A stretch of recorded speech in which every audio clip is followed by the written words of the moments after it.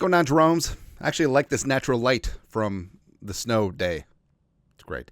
Something's also great is TJ friggin' Hockenson. So he is one of the best tight ends in the National Football League. His toughness, his innate ability to find dead spots in the zone, his ability to come up with big-time third down, meaty down catches, ability to get in the end zone, although we haven't seen that this year.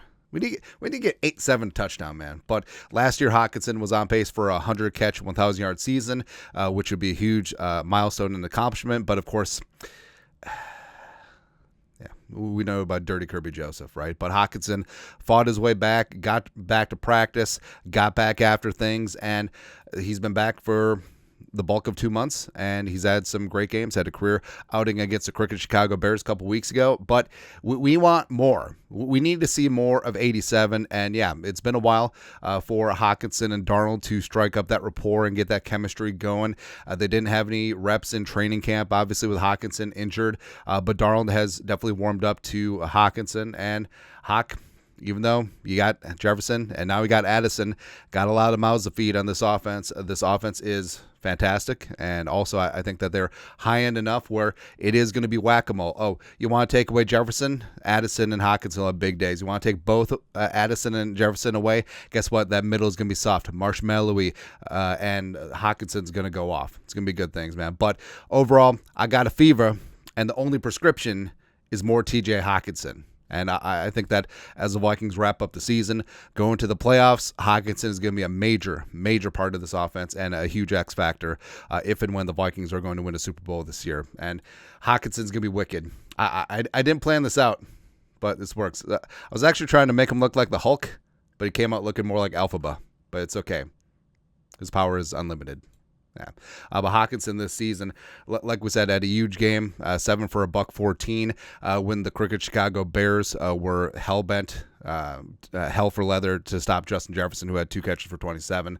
And yes, they do have a lot of mouths to feed on this offense, but Hockenson, his usage has been getting ramped up, but you know, it's like in the Falcons and the Bears game, it's a little bit disconcerting that early on Hockenson is sort of non-existent. Like he didn't get a target until 2-minute drill before the half against Chicago. That's something that's got to be worked out. And I know we say the same thing about Jefferson all the time. We say the same thing about Addison. And also we know that Darnold loves to attack vertically, right? And if he's going to take a shot to Jefferson or Addison downfield, if it's there, he's going to take it, right? And that does take some work away from TJ Hockenson yes, Jefferson and Addison definitely getting that work. They have combined 197 targets. So, yeah, they're getting after things. But it's ridiculous that Hockenson hasn't found the end zone yet. I mean, one time. Also, what's great is that 23 of Hockenson's 32 catches this season have gone for first downs. That's all he does. All he does is catch first downs. Just move those chains. But the Vikings need to use Hockenson more because defenses are laser focused on Jefferson and now Jordan Addison as well. I think that you're going to see a lot of defenses sit in that cover 2 shell like Jacksonville did when the Vikings were held out of the end zone, had to settle for 4 field goals. Hockenson had a big day that game because if you're hell-bent on taking away everything deep, everything underneath is going to be open. Also, especially with that interior offensive line, the Vikings getting the ball out quicker and getting the ball out of Darnold's hand does make a lot of sense. Plus, the middle of that defense is soft. Like we said, where the defense is stacked up to stop Aaron Jones and the run, which the Vikings are getting more and more proficient at if they actually decide to run the ball.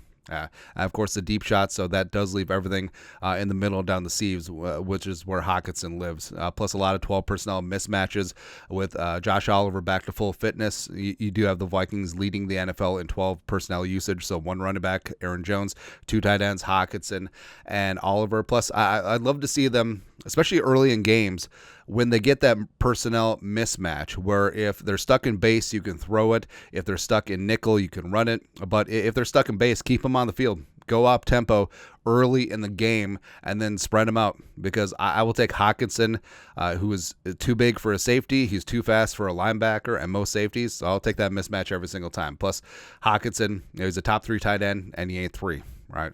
And also, as the games go along, Hockenson, who may have had a little bit of ring rust early on, that gets worked out, and he's back. He's much closer to being himself, both physically as well as mentally, and he's back in the swing of things. So I do think that TJ Hockenson is going to be a major part of this team going forward as the Vikings look to win out, secure that 1 seed, as well as, of course, in the playoffs, right? And a Super Bowl run. It's going to be a lot of fun. A lot of 12 personnel, a lot of Hockenson, a lot of Oliver. Let's go, man. Let's go. But your thoughts are thoughts. Vikings need to use TJ Hockenson more. Let us know your thoughts, our thoughts, comment section. Actually, the lighting's kind of dark. I feel like I should be smoking. Skull production value.